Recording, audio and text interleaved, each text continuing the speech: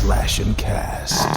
All right, folks. Welcome to the Monsters, Madness, and Magic podcast. I'm your host, Justin, here with a quick word before we dive in. In this episode, I chat with actor Jeff Kober about meditation, mushrooms, Terence McKenna, magic, of course, the X-Files, Buffy, and more. As always, thanks for listening, and if you feel so inclined, please leave us a review. Really helps out a lot. Anyway, without further ado, here you go. Greetings, boils and ghouls. This is your comrade, the Crypt Keeper here, reporting dead from the sanctuary of the strange. Tonight's macabre myth is a fright-filled feature, one overflowing with monsters, madness, and magic.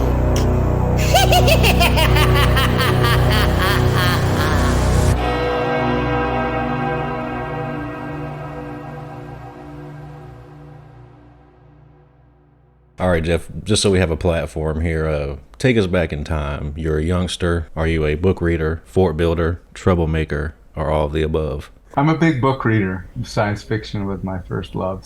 Comic books, my first love. I've read a lot. My mother was an English teacher. I spent a year in a small town. I grew up on a farm, but for a year I was in a small town. My mother was taking care of her parents, and so I spent a lot of time at the library. And it was such an extraordinary thing to have that many books around. Mm-hmm. I was 6 years old. Like you do now. I'm sorry. Yeah, much like I am now. I'm surrounded by books and I'm in a corner. That's my safety zone. You're in a corner. Yes, all my books are right there. Yeah, I've built forts and, shot people with plague guns. I was pretty much a good kid, but I did get in trouble. I started smoking when I was 4.5. That'll do that it. was kind of weird, but spent a lot of time alone and just trying to figure things out. And, life is funny because we come in and we think we're supposed to know how to do this, but we don't. And then we kind of have to pretend we know what we're doing as we're trying to figure it out. Oh, wait, I have a microphone right here. That's probably there you a go. lot better, isn't it? Wow. Yeah, okay. Big difference. Hello. So, I was just trying to figure a lot of stuff out, and it's so different today because I was in Montana and we had 2 television channels, one local newspaper, the Billings Gazette, and no such thing as internet. You got Time magazine and Time, Life, Newsweek, and Look, and True if you were, if you had a father or uncle that read men's magazines. And you tried to structure a vision of the world through this stuff, and then listening to AM radio. There wasn't even FM radio. I could get Oklahoma City at night. They had 50,000 watt KOMA. It would travel all the way up to Montana, so I got to hear some kind of music there. But just trying to figure it out as you went along and not having a lot to go on. And bell bottoms hit California, and then 5 years later they hit Montana, and likewise everything else. So. You mentioned books. I've listened to a bit of some of your seminars that you have online, and you said something that I really enjoyed. You mentioned that when you traveled, as you were acting, you like to carry books with you because they make you feel safe. Has that always been the case, even when you were a kid? Yeah, because, you look for those places where you can allow yourself to let down your guard, where you know that something won't hurt you. Although I read The Illustrated Man to my son a little too early. The first story is about a couple of kids who manipulate their parents to getting eaten by some lions. He said, "Why would you read that to me?" But to me, that was a place where my darkness was okay. In books. Someone like Ray Bradbury took that darkness and turned it into art, and I didn't know how to do that, but I knew that there was stuff that I wasn't supposed to have according to society, and there were people doing things with it. Yeah, so for that reason, and because books spoke to me as if I could understand. They didn't talk down to me. They didn't say, "You're too young." They didn't say, "Because I said so." From a very young age, I kind of wondered why I was where I was. I didn't know where I was supposed to be, but I wondered, why am I here? Who left me here? And why did they go away? Wow. So you're a big book reader? Yeah, I really like reading. I write a little bit myself. I grew up on the Hardy Boys. I don't know let's see if right there, it's got the whole line of Hardy Boys right there. Here's something I almost never talk about, but I read all the Nancy Drew mysteries. I love those too. Yeah, I have those too. I didn't read the Hardy Boys. Because there were two of them, maybe, and I didn't have someone that close to me, so it didn't make sense to me. But Nancy Drew, she was. I think in reincarnation, I was probably a girl in my last life. So, It's possible. and I mean woman. I don't mean to be. I don't mean women or girls. I mean Nancy Drew was a girl, and that's what I was relating to. So, do you have a eureka moment you can point to where your interest in the arts sort of arose? Maybe a play or a performance you saw early on, and you're like, oh man. It was a bit further down because there was a thing in where I grew up. I didn't know that the people who made art were the same as the people that I was. And so it didn't occur to me that I could be that.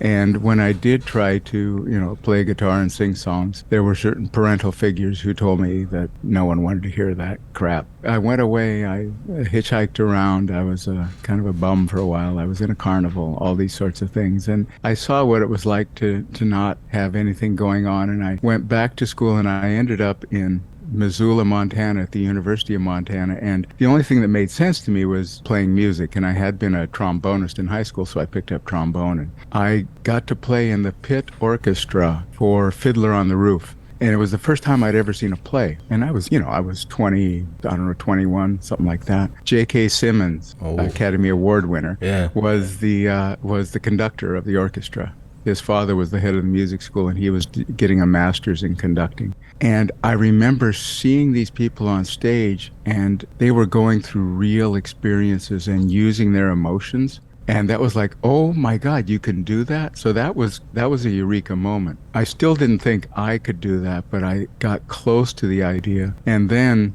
cut to a few years later, I'd moved to Los Angeles, and I was in a rock band for a brief moment, and that broke up, and my relationship broke up, and I got a job in an office for the first, last, and only time. I was a paralegal for a year at Getty Oil Company. And I remember that going to classes made sense. And this woman, and so I wanted to go to a class just to try to make sense of my life. And this woman said, I go to this acting class. I think you'd really like it.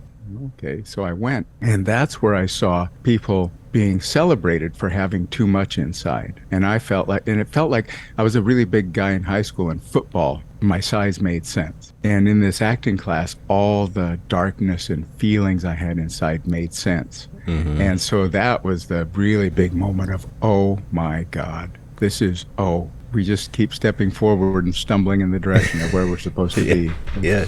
Speaking of stumbling forward, I wanted to ask you about your initiation into meditation. Wow. I meditated do you meditate? It's something I really want to do, but I really don't know where to start or just how to even begin or what to do, Well, I was a tortured soul for many years. Hell is a self-induced phenomenon, and I was living in hell, and it was because I was involved in a fatal accident when I was a kid, and I was living in a state of self-punishment and unworthiness and not able to live. And I had so many things wrong with me and no way of changing them. And I tried for years, and I'd been meditating in various ways, but never able to get free of that punishing voice. But I went to India, I studied, and things changed along the way, changed.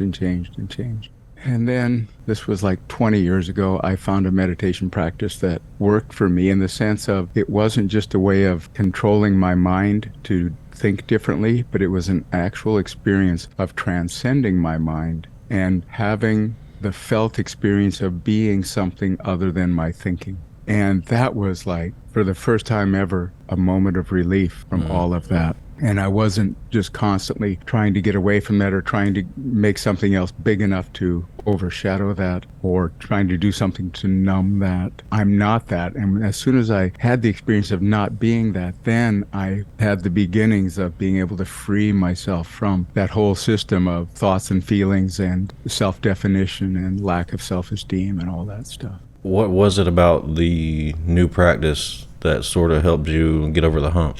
It was called Vedic meditation, and Veda means knowledge. It's a Sanskrit word, and it's this ancient set of teachings that says that consciousness is one thing. It's what underlies the whole of what is. And so each of us is an individual expression of this one thing, like waves upon the ocean. You and I are both ocean, but I'm an individual activity within the ocean. You're an individual activity within the ocean.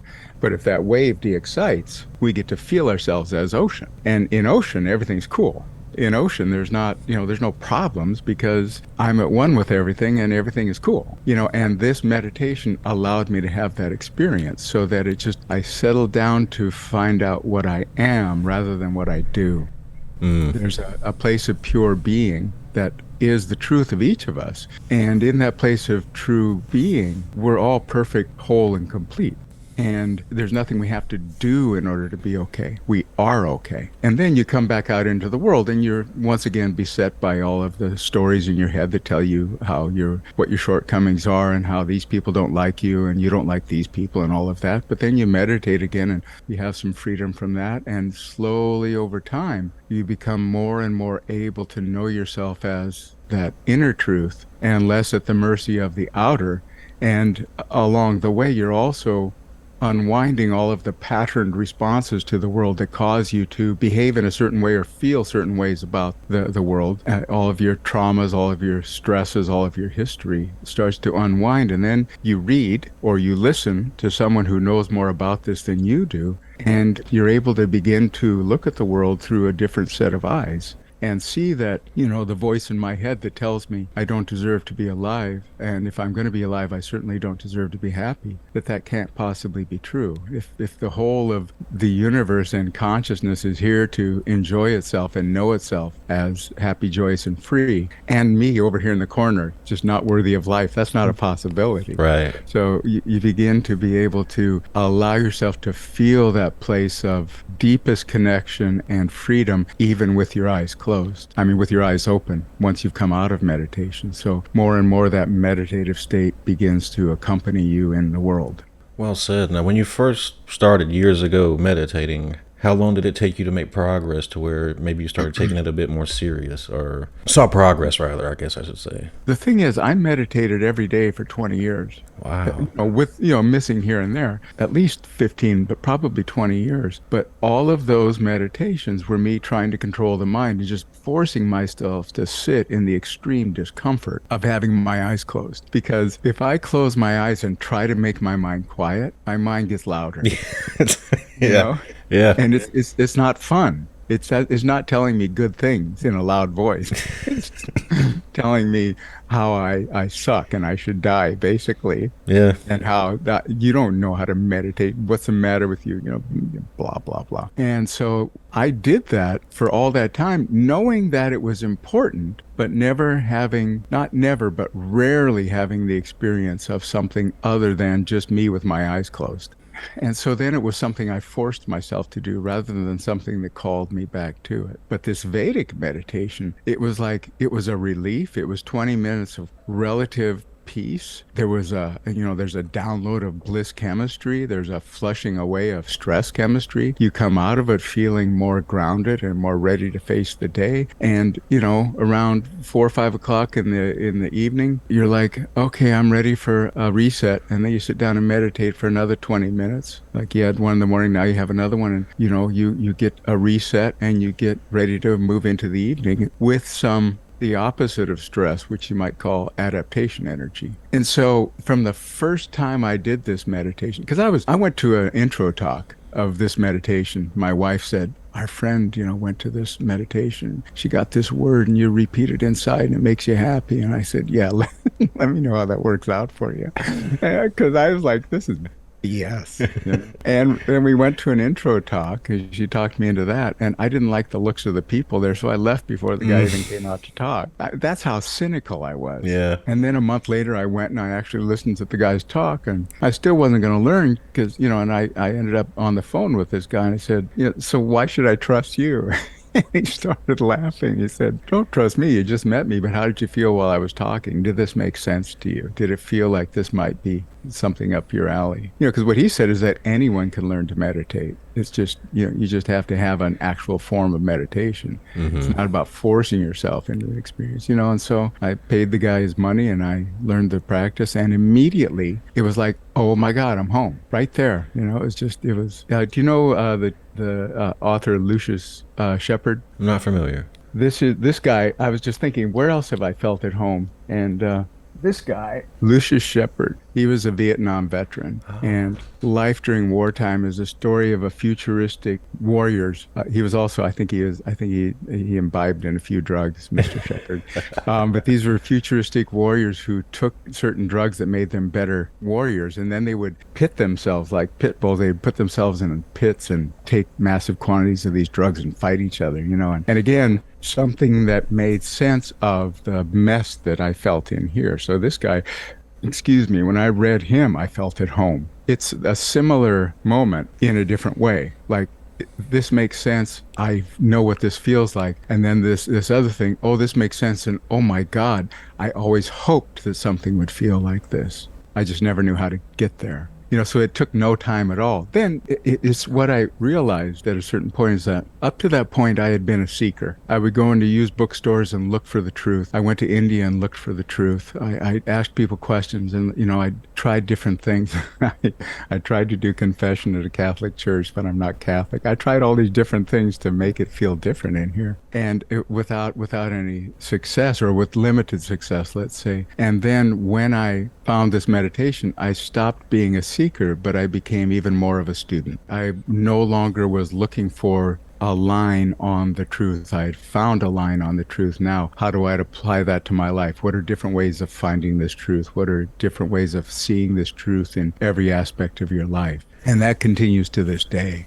Now, is that the same meditation practice that you teach currently? Yeah, it is. What's great about the practice, in addition to it actually working, is you never have to see a teacher again. You've got a practice that you can do yourself. It's really the only game in town, is finding that place within where fulfillment resides.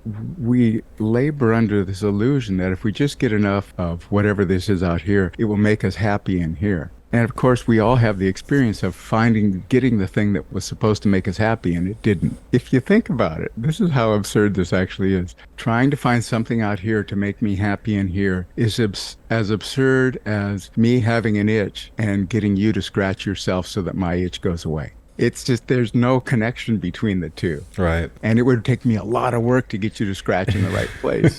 And it's like, it's not working, scratch harder. You know? Yeah. So let's just say I sign up for one of your courses. What should I take away after the first lesson? I give intro talks. They're free intro talk. You know, I give those about once a month, and you know, people listen, and then I tell them how to learn. And the course itself is taught over 4 days. And in the first day, you get a mantra. That's how it works with a mantra. And you have a meditation. We have a meditation together, and I take you step by step through the meditation. And then that's about an hour. And then the next 3 days, for about an hour and a half each day, you learn how to structure this in your life. You learn how to make sense of the changes that happen in you right away. Simple things like virtually everyone thinks that if a meditation is working, that your mind gets quiet. Sometimes it does, and sometimes it doesn't. But that doesn't mean at all that the meditation isn't working. It just means it's working on some other aspect of yourself. And you have to learn about this phenomenon of stress release. You know, we all carry these stresses, these repressed experiences from trauma in our life, or just from being yelled at from our parents, or being hit by the neighbor kid, or, you know, having our heart broken, or crashing a car. I did that so many times, I can't tell you. But these things all leave marks in our nervous system, and meditation allows them to begin to melt out of your system. And that causes a certain experience in meditation that, you know, you have to be told about to know what's going on. Otherwise, you just think, what am I doing? This isn't even working. But it is, and this is how you can tell. And so you learn, like much of life, by learning to look at things from a slightly different perspective. We get to see what's actually happening rather than the story that we're telling ourselves about what's happening. From the first session, you've had an experience that's other than what you've had before. On the subject of books and experiences, I wanted to ask you about the I Ching. Oh, the I Ching. Yeah, the I Ching. That's something else you also mentioned in one of your talks I listened to. What was your first experience that you can recall dealing with a book that sort of interacts and talks back to you? Isn't that, you've done it clearly. Yeah.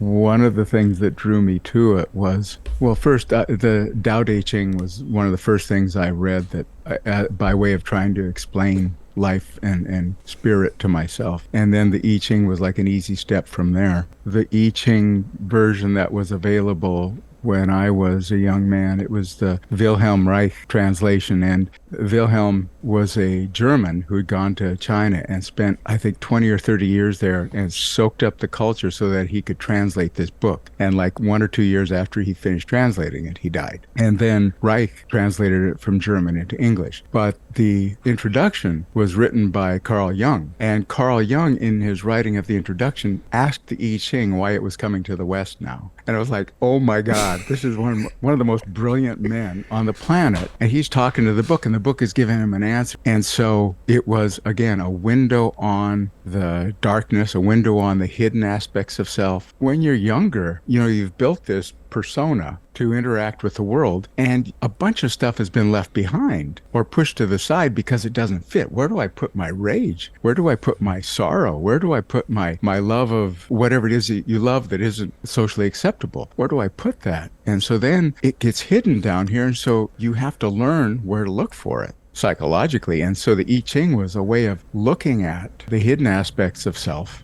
and finding out how to bring them out into the light. Another thing about the Veda and Vedic meditation, and about consciousness, Jung and the I Ching is all about the dark and the light, the daylight and the nighttime, and the constant movement back and forth between the two. The Veda is slightly different in that it says that light is the truth of what is, that there's only one thing. This one thing is consciousness, and it is light. Now, but what about darkness? Okay, it's dark, but it's just a place where light is relatively absent. And if you shine light on it, it's no longer darkness, it's now enlightened. So that was, but in the beginning of my seeking, the I Ching was a way for me really to have a way into the depths of my own hidden aspects. And again, a friend, someone who had my back, someone who didn't have anything to gain by lying to me. Well said. I know we've kind of deviated here, but I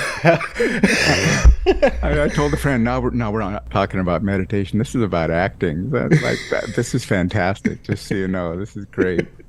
We'll get to acting eventually. What was the catalyst that sent you to Los Angeles initially? I was following a woman. I was in college, but I didn't know what the hell I was doing there. I met this woman there, and she was very mysterious, and you know what? The first time I saw her, though, this was a funny experience. When you're just stumbling through life, there are things that just sort of smack you in the face, and you go like, okay, I got to pay attention to this. I somehow knew that I needed to get in touch with my body. So I took a ballet class. Plus, I knew that's where women would be, let's be honest. But I went in, and on the first day of class, and I don't belong anywhere, let alone in a ballet class. So I might as well not belong here because I might get something from it. And everyone is in black leotard and tights, men and women. And 10 minutes late, this woman bustles into the room carrying stuff in her arms, and she's wearing like pink tights and a green leotard, and she's got her hair pulled back, and she's like, oh, I'm late. Everyone just sort of stops and looks at her like strange. In that moment, I knew I was going to know this woman. When you're in Los Angeles, are you actively pursuing acting, or is that something that just kind of happened while you were there? It happened while I was here. She was pursuing it, but didn't really know what she was doing. And again, I didn't belong anyplace, so I might as well stay here. And then I went to that acting class, and it made sense. And then I kept studying. Again, I seem to be really, everything I'm reading and talking about these last couple of weeks, especially these last couple of days, is about digging in and finding out what's hidden. And acting, it's all about living freely and truthfully. Sandy Meisner said that acting is behaving truthfully under imaginary circumstances. So you're not making up what it would be like if your heart was broken. You're giving yourself an imaginary circumstance where this other person actually breaks your heart. And then you behave from a broken heart through this language that someone gave you to speak. And so in order to do that, in order to allow yourself to be seen by others, you have to begin to see yourself. That was an important enough thing to me because it just made so much sense right from the beginning and really demanded that I bring myself fully to it, that I was willing to live through the extraordinary discomfort of getting to know yourself. Mm-hmm. But nothing is more uncomfortable than being who you really are. It's just there's nothing, Right. nothing more uncomfortable. That's why, most people avoid it as long as they can. Today I've been listening to a lot of Terence McKenna. It was a talk he was doing on the I Ching, and he was basically going into detail about why it was so profound for the West, and that is because our way of looking at things is, how does this work? The I Ching is explaining why things are the way they are, and we can't really parse it initially. That's beautiful. Again, in the West, we want to know how something works before we do it. Yeah. And you can't know how it works until you're doing it. Knowing how it works is an afterthought, like you're already doing it. Jean Renoir, or Pierre-Auguste Renoir, Jean's father, he's the great painter, Renoir. His last words, he was in bed, dying. His arthritis was so terrible that he couldn't hold a brush. They would strap it to his wrist. And he had spent the day in bed painting flowers that the nurse had brought to him. And his last words were, I think I'm starting to get it. I mean, come on. So that's someone it's not about getting it. It's about engaging with it and knowing that every moment is new and fresh and alive. I've had Zoom conversations with people. I've been interviewed on podcasts. I've talked to other people on podcasts. I never with you, never on this day, never with what's happened to me earlier this day. For me to think I know how this is supposed to go is absurd in the extreme. So why even waste time with that? We engage and assume that, if anything is egregiously wrong, it'll get cut out. But if anything turns out to be worth listening to, it's only going to come from neither one of us knowing what it's supposed to be. Well said. That's fascinating. Terence, so I have to ask you, Terence McKenna, because he was a big user of psychedelics, hallucinogenics. Never done it. No. Interested, Okay. but cautious. Good. Just because I don't know. Yeah, listen to that voice. Yeah. One day I will. For certain I will, but it'll have to be at the right time. Yeah, and with the right people and with the setting and all of that. And, if the book, How to Change Your Mind by Michael Pollan, there's a Netflix documentary now about it. He did a lot of mushrooms to write this book about, how to change the way you look at things. And if you read it, it's like he gets so excited because he suddenly goes, wait, there's more? That's what he got from doing mushrooms, was like, oh, there's more than this? Yeah, I know there's more than this. I don't need to be told that. I'm exploring the more than this. Unless he learns a practice of meditation to go there himself, he's going to have to continue taking mushrooms to keep exploring the more than this. Have you tried yourself? Yeah, a long time ago, but when I was just young and stupid. Mm-hmm. It wasn't about expanding my consciousness. It was about partying. Right. And I didn't know what the hell I was doing. And, and the experiences I had were reflective of that or expressive of that. I had one really extraordinary trip on mescaline, but I would do acid and then end up at a concert and go like, what the hell was I thinking? This is just a bad combination. And sure, I smoke a little weed, but I've never done anything beyond that. And that's just something that I take seriously, that I'd like to do my research on. And like you said, be with the right people, because I'm the kind of person that I know if I have a negative experience, I'm going to run from it, probably never try it again. So I just want to be extra cautious with it. Yeah, and trust that the caution is not coming from a place of fear, but from a place of wisdom. Here's another thing to know, is that the life that I am before this body comes into being, and the life that I am during the life of this body, and the life I am after this body falls away, that life is there. It's extant, and the highest experience of it is already present in consciousness. So I'm being guided by my best self somewhere. And initially, we might be pushed forward by our need to get out of discomfort and pain and lack of self-worth. But then we're going to be pulled forward by our higher self, wanting us to get there quicker. Come on, man, this is fun. Come. And so, the messages that we have inside with that still small voice, those are messages to pay attention to. Right. While we're on these subjects here, just speaking of synchronicity, one of my first experiences with your work was your role on Buffy as the magic drug dealer. Fantastic, yeah. So just to throw some acting in there for folks, how was that a typical audition for you? Actually, I didn't audition for that character. That character was written for me. Wow. Marty Noxon wrote that character for me and then had to convince Joss Whedon to allow me to do it, because as it turns out, there's only myself and one other actor who played more than one character on Buffy because he had a very clear idea of what the Buffy universe was supposed to be like. And I'd already played some other character on there. It was when Buffy had her powers taken away and she was tested to see if she could kill a vampire without her powers. Yeah. And I was that guy, and she got me to drink holy water, and it exploded me from the inside. So Marty wrote that. We knew each other quite well, and she wrote that role for me. So I didn't have to audition for that. So I just got to go in and do it and have fun. Even though it's a quote unquote minor role, very great character, and it's stuck in my head for all these years, Oh, good. Yeah, no, it was a very powerful character, and I got to work with some people who were really willing to go there, willing. When I was younger and I used to watch all these shows in the 90s, I used to get you and Brian Thompson confused a lot. Was that the other actor you were referencing? Yep. Yep. It's funny. He's in a lot better shape than I am. But, I know Brian. We've worked together several times. He's a good cat. And yeah, he's the only other actor who had two characters on Buffy. Let me tell you, I got to tell you this story. When I was doing the second character, I came into the makeup trailer. And this one day, and Brian was all the way, it was a really big makeup trailer, and he was getting his hair done all the way on the other end of the trailer. I was getting something special done makeup-wise, and I think it was eyes or something. Brian's down there, and he just was finishing up, and we waved and said hi, and he split, and I said, what's, he was wearing a suit. I said, what, Brian's on the show? Who? Brian Thompson. He was just, wait, Brian was down. This is the head of makeup. He's going, was that Brian Thompson? Yeah, it was Brian. Is he? What's he on the call sheet? He's not on the call sheet. He had an audition down the street.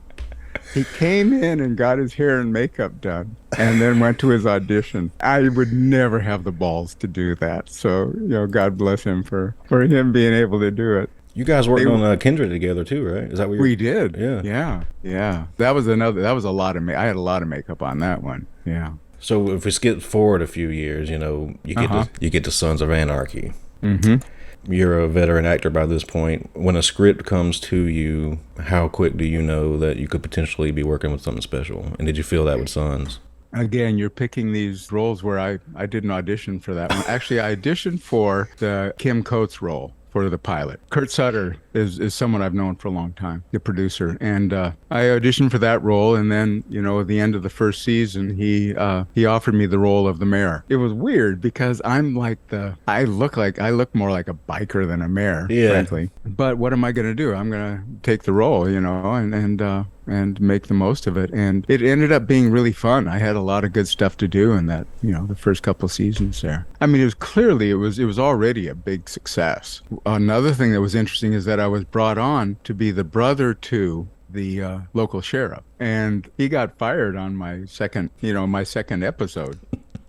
And killed on the show. Poor bastard. He has to produce and write and direct Yellowstone, and poor guy. He's the most successful producer on the planet. Man, that was the best thing that ever happened to him, right? So when it does come to scripts and stuff, do you have some red flags you look for, or red flags that jump off the page to you? Let me first say that the experience that you asked, when do you know this is special? It's when you just know it's your role. That's what it is for me. And there are two times that's happened, absolutely. And the first was a show called China Beach years ago. It was about the Vietnam War, and there was a Marine who had seen too much. And I read that, and that was me. It was like, that's me. And I went in, I had the flu. I was so sick, and I could barely talk. And when I was done, I said, I'm sorry about my voice. And they said, no, we love it. We love the voice. And so I got that role. And another one where that happened absolutely was when I read Walking Dead. And the character of Joe on Walking Dead. It was just like, oh, that's me. And here's how you do it. What was your experience like on Walking Dead?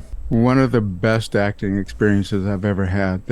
I found out that they had basically anyone who had even a hint of trouble about them, they weren't even seen for roles. They wanted to enjoy themselves, And then Andrew Lincoln, number one on the call sheet, worked his ass off all the time and was always willing to go the extra mile. Always there off camera giving 100% and never complaining. And so when number one on the call sheet is doing that, it allows everyone else to bring their best and not worry about it. everyone on the crew, everyone in the cast. And they just, they were very open and welcoming to me. It just couldn't have been better. And then I got to work with Andrew Lincoln and Norman Reedus. Norman Reedus, who was just so much fun.